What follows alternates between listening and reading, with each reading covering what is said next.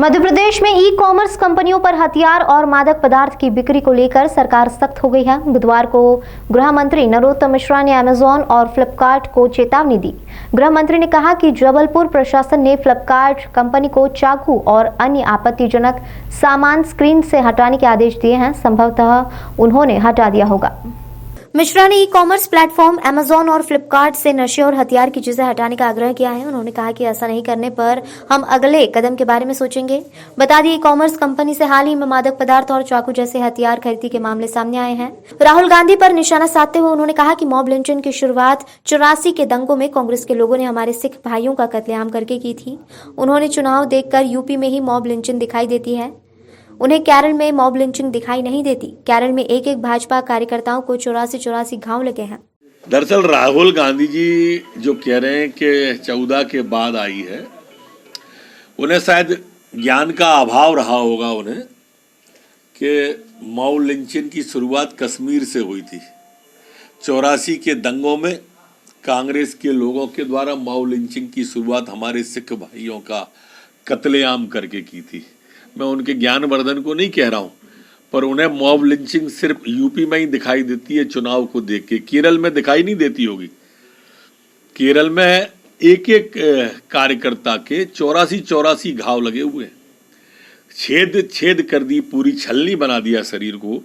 केरल के बारे में ये नहीं बोलेंगे। यही तो इनकी तुष्टीकरण की राजनीति है और इसी का परिणाम कांग्रेस भोग रही है और आगे भी भोगेगी।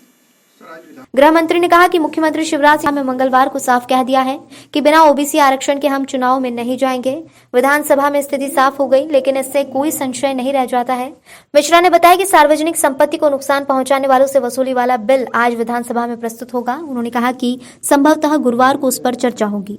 मध्य प्रदेश के अंदर 19 नए प्रकरण आए हैं, जबकि 25 लोग ठीक होकर अपने अपने घरों की ओर, अपने अपने गंतव्य की ओर गए। 181 कुल एक्टिव केस संपूर्ण मध्य प्रदेश में वर्तमान में है। संक्रमण दर हमारी 0.003% है, जबकि रिकवरी दर हमारी अभी भी 98.6 पर स्थिर बनी हुई है।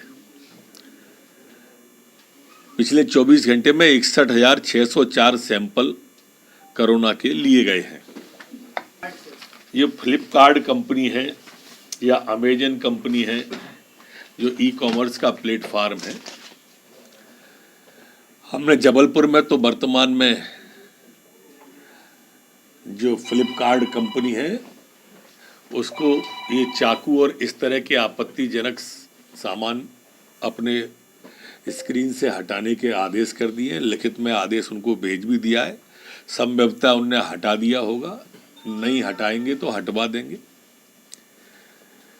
और संपूर्ण प्रदेश में अब मैं इस तरह की घातक चीजें, चाहे वो नशे से जुड़ी हुई हो, चाहे हथियार से जुड़ी हुई हो, अमेजन कंपनी हो या फ्लिपकार्ट कंपनी हो, इन सबको मैं आग्रह कर रहा हूं कि ये अपने अपने स्क्रीन से हटा दें, अन्यथा फिर हम अगली दिशा के बारे में सोचेंगे।